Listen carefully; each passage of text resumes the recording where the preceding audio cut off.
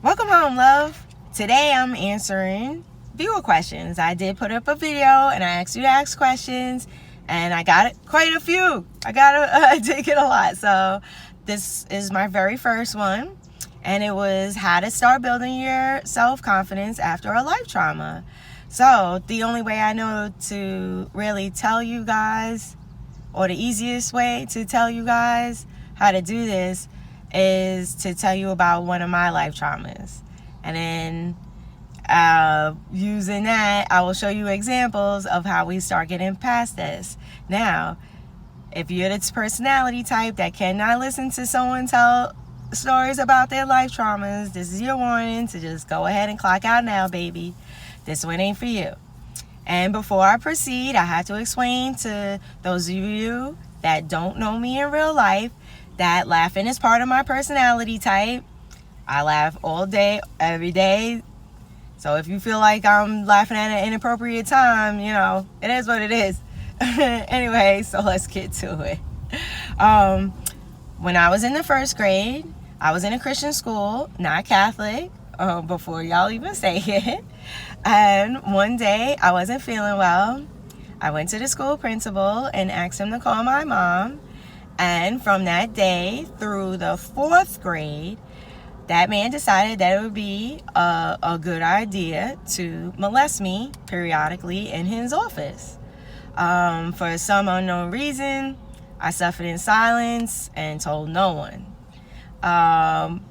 Matter of fact, when this video comes out, 99% of the people who know me don't know this about me, so they're gonna find out now. But one day, one of my friends came to me and told me that he was doing the same thing to her. Now, I don't know what switched in my brain on that day, but something about someone else suffering just made me say, oh, hell no. I'm stopping this now. So that's the day that I told my mom, which obviously started a whole ish storm over at that school. It turned out to be a whole bunch of girls. We did end up having to go to court. We did have to testify. He did end up going to jail, but it wasn't because he got convicted for what he did to us at the school. But it was for molesting his own daughters. Yeah, I know. He clearly had some real mental health issues, right? So now, the first thing that I did to start healing from this is finally recognize the negative effects of this happening to me. If you're not acknowledging what it did to you, it's harder to heal from it. So obviously after this incident, I did not trust men. I did not ask people for help. Going to someone for help backfired on me, right? Big time. So that was that, I hated school. I never ever wanted to be there again after that. I didn't form any sort of real bonds with a majority of with any of my teachers after that. I used to sit in the back of the class, basically pretend to be invisible. I didn't raise my hand to ask questions. My brain honestly erased a majority of my teachers at this point. I don't even remember them. I am friends with one on Facebook, a college psychology professor who did right by me. He made sure that I stayed on course to graduate, so shout out to him. But other than that, I mostly just stayed away from them. It also obviously turned me off to religion. Even though my mom would take me to church and I was involved, I was in the youth group, I was in the choir, for the most part, I was checked out. Then also it led to me being with men that had nothing to offer. Life had already taught me that getting something from a man outside of my family could be dangerous, right? So don't ask or take anything from them. The problem with that sort of mentality is that I ended up with men that had nothing to offer me as far as things like respect, love, loyalty, support. So now, to be fair, I have no complaints about my first boyfriend, but everyone after that, sorry, hard no. But after I identified the negative effects, I was able to start working on fixing them. Now, instead of not trusting men, I trust myself. trust myself enough to know who is good for me and who is not. Learning to trust yourself will help you so much in life. Just like overall, trust your gut on things. I also now I will ask people for help. Now I don't always get it. But I ask. I do have mentors now that help me, and I love them. They help keep me going. I used to hate taking classes, and now for the past few years, I stay knee deep in learning, In recent years, I also did go back to church. Now I am non-denominational. It took a church whose motto is change the way that people think about church in order to get me back in. They're love-based instead of being like fear and judgment-based like some of the other churches that I've been to. So that makes me feel more comfortable. I have to go online though because in 2019 I became a snowbird. So I live in Florida and I live in New York. And the church is in Virginia, but they have a great online production. So that got me back in, And but I love them. And that's that.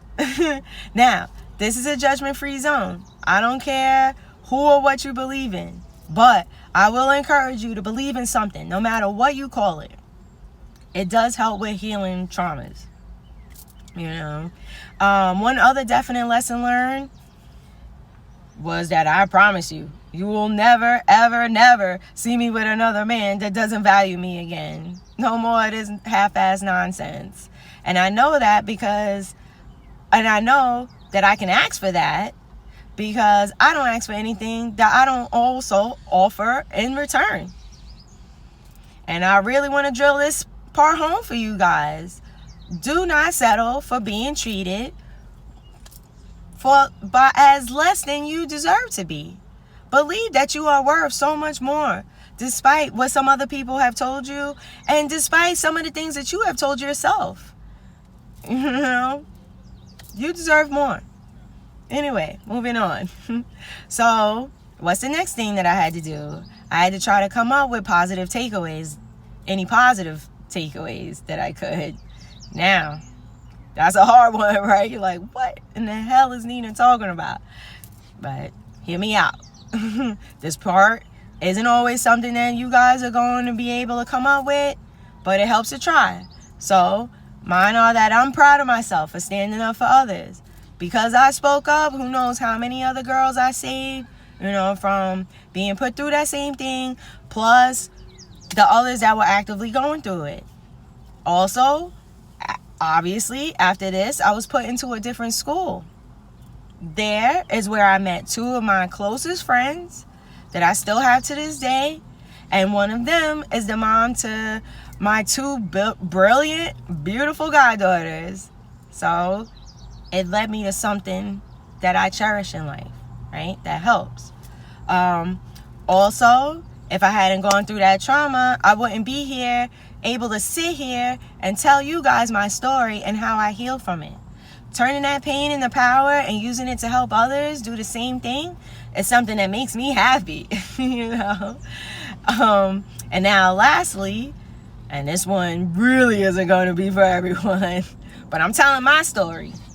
So I'll tell you that also I forgave him. To be clear, forgiving people is for you, not for them. It in no way excuses what he did. It was trash behavior, no matter which way you slice it. But also, I'm well aware that hurt people. I guarantee that whatever his home life was growing up, someone or multiple someones did something to him. You don't just wake up one day that demented. But I forgave him so that I could let go of the anger over what he did to me. It gave me peace. I do not live as a victim. I live as a survivor. Claiming that I'm a victim just tells my brain that this person still has power over me, can still influence my moods. And I'm sorry, but that's a hard no for me. I took my power back. He's no longer allowed to hurt me. I do not sit here replaying what happened in my head. the way that our brains work, your subconscious doesn't know the difference between what's actually happening and what you're just replaying. So by constantly staying focused on not letting things go and thinking about them over and over, your brain is actually reliving the incident over and over. These people that hurt us do not get to live in our heads anymore. We keep it moving now. Now, some affirmations that help keep me going are things that you could do too, So, repeat after me. You can say it out loud. You can look in the mirror while you say it. Write it down. Feel the emotions. Write it in the comments of this video. Whatever you feel called to do. But say, I am safe. I am a survivor. I am strong. And I am free. Say it again. Say, I am safe. I am a survivor. I am strong. I am free. I am free. I am free. And if you are currently going through something, firstly, I send you so much love. Secondly, I'm going to encourage you to find a way to get safe. You are worth so much more than how some of these people out here will treat you. Love yourself enough to start planning your exit today. Now. Today. Say, okay, I'm out of here. Okay? Do not settle for less than you deserve. Anyway, you already know what time it is. If this video made you smile today, please do something to make someone else smile.